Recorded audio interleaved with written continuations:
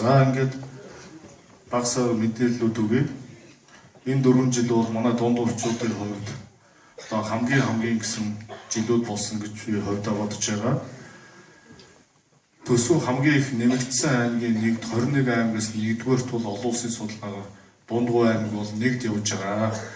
Тэгэхээр энэ бол одоо бас энэ хурлын дараагаар манай Дундгуйг одоо маш их дэмждгийн нэг илэрхийллээ. Дундгуй аймаг хамгийн олон малтай болсон. Энэ жилүүдэд 2.7 сая малтай болсон. Нэг хүнд оногдох малаараа улсад 1-р тэргүүлдэг болсон. Энэ 4 жилийн хугацаанд хамгийн олон улсын сайн малчин төрсөн 19. Хуучин бол 8-9 төрдөг байсан бол энэ 4 жилийн хугацаанд бол 19 улсын сайн малчин төрсөн байна.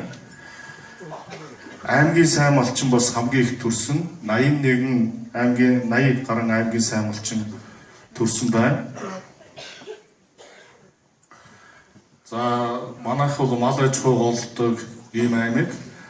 Улс үстэй хамгийн олон одоо адуу хурдлуулж харигдуулсан ийм он жилүүд бас болсон байна. Энэ 4 жилийн хугацаанд одоо 2 начин төрнө гэдэг бол одоо яг харьцуулах юм бол хамгийн олон улсын цолтой бүх төрсөн ийм жилүүд өнгөрсөн байна.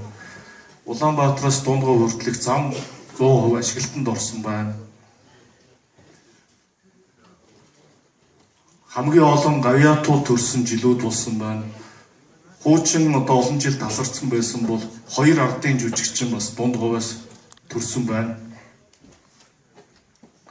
За гэх мэтчлэн бол хамгийн олон сургууль цэцэрлэг энэ жилүүдэд баригдсан байна. Одоо концессийн гэрээгээр сайн цагаан сум дахиад нэг цэцэрлэг баригдана.